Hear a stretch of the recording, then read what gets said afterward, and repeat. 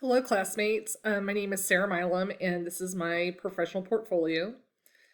As you can see, I've noted that this is version 2. On my Weebly page, there's also another professional portfolio that was created at the beginning of my program of study for a different class, and it had very different requirements. So I created a new one for classes that I took this semester. Here you can see a cute little picture of me in my classroom, and then my introduction. And my scripture is, "Let the little children come to me, and do not hinder them, for the kingdom of heaven belongs to such as these." And this is something that I hold really close to my heart because um, whenever I look at my students, I look at them as future little missionaries, and I look at them for their innocence, even though sometimes they're not so innocent. um, I've included Texas educator standards as well as technology standards, and then on to my artifacts. I really enjoy the instructional design evaluation tool.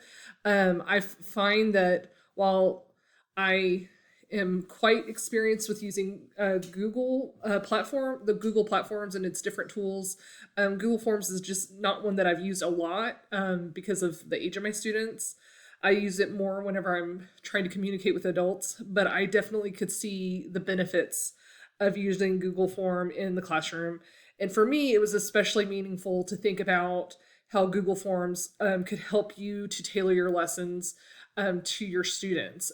Something I talk about here is how I discovered that my sons, who are very tech savvy, do not enjoy.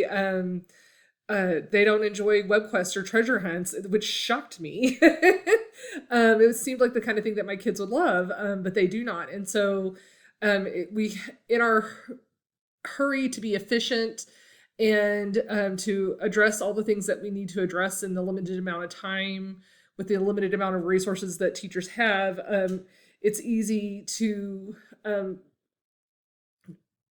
not always, or not to, it's easy to focus on just meeting goals instead of trying to meet your students where they are, because we just have so much on our plates.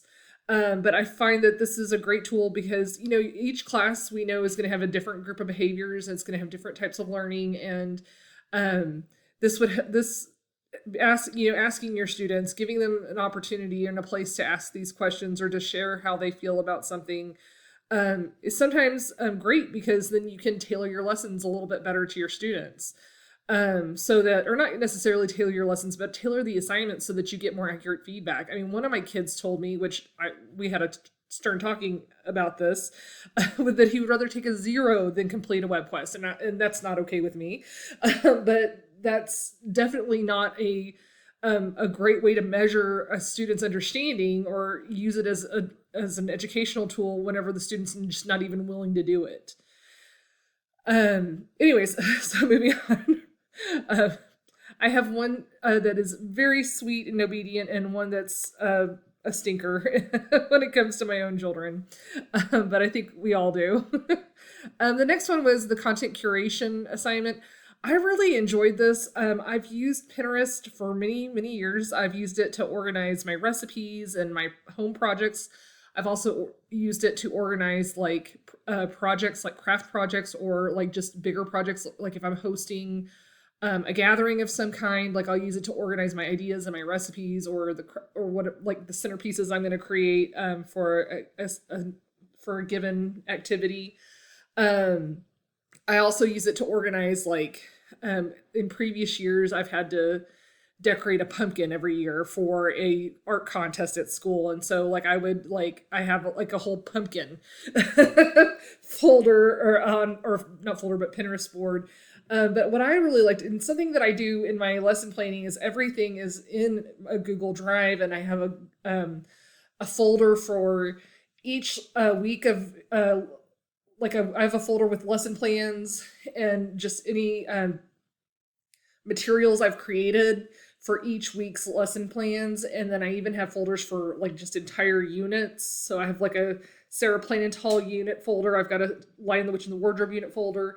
And then but this would be another way to implement a similar idea, to kind of curate those digital tools, not necessarily all, because sometimes it's hard to find stuff in your folder if you don't have it organized. The nice thing about Pinterest, is that like if I'm looking for a recipe and I don't remember which folder I put it in, I can go into my onto my save pin boards, and I can search for for what I'm looking for. So if I'm looking for my cranberry jalapeno dip, I can just type cranberry jalapeno and it'll pull up all the recipes I have with cranberries or jalapenos, and usually the cranberry jalapeno is the first one since it has both words. So that's like it's a really great way. So like even if you're not needing these tools for like the unit that you originally culled them for, you could still go, you know what, I did this really great activity for verbs and I have an idea for how I could apply it to this other lesson.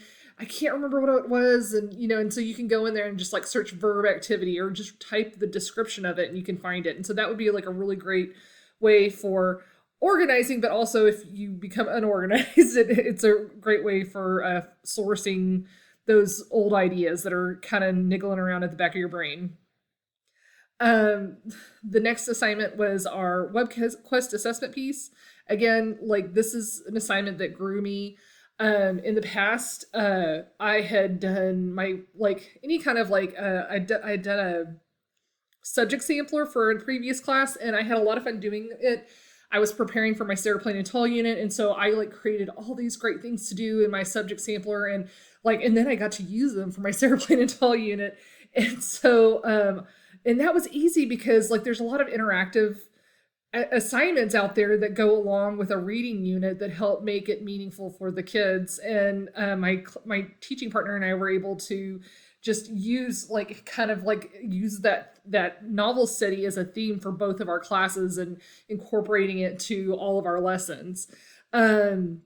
We even did for Skylark, we did a water, like a rain gauge assignment. And that was another fun thing that the kids got to do. And not only did they create something, they also measured something, and that helped go along with their math lesson, and it helped with like a science lesson on meteorology. And then it helped me with getting the students to be, to understand and put themselves in the position of the characters in the book. It's just really kind of amazing. And so I was kind of intimidated on how to accomplish the same things with a verb lesson. And I do all kinds of things with my verb lesson in the past. I have videos I show, I have activities I do to try and help get the kids excited. But a lot of times, like their eyes just glaze over. They don't even have space in their hearts to think about verbs. They just want to move on to the next thing. But I really had a lot of fun, like looking for and finding activities.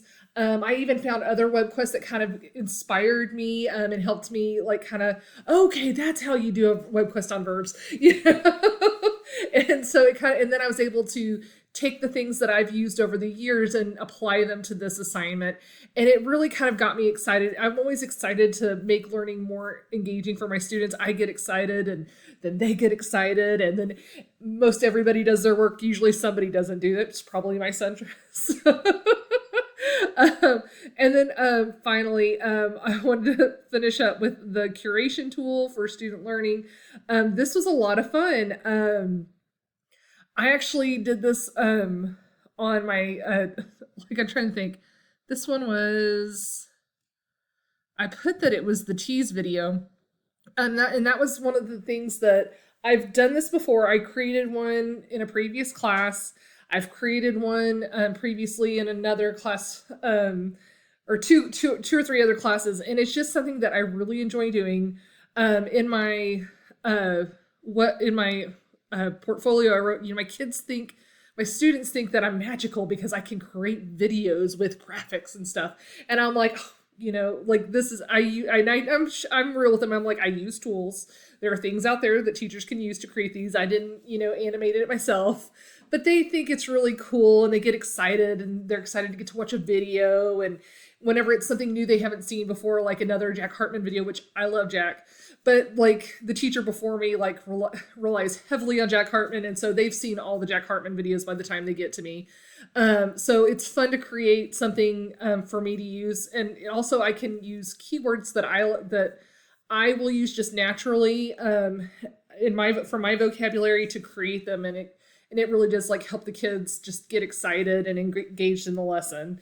But I just every time I use a tease video, like the engagement is just incredible. It's so much higher, and they think it's really cool that I have a YouTube channel, and like they'll go and they'll follow me on YouTube, and I even post read aloud videos on there.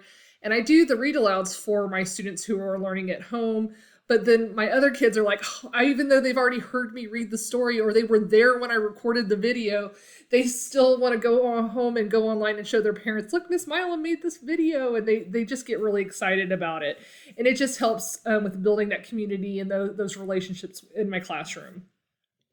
In the last quarter, I also included my Understanding by Design lesson plan for my poetry unit, and my digital tools tutorial about Google Forms, and also my sound devices tease videos on here, and a presentation.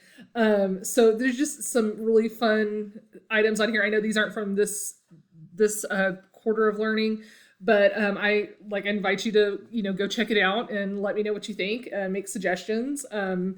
As I'm preparing to apply for jobs in new fields. And I'm hoping that having this professional portfolio will certainly help make me interesting and desirable to my employers or future employers.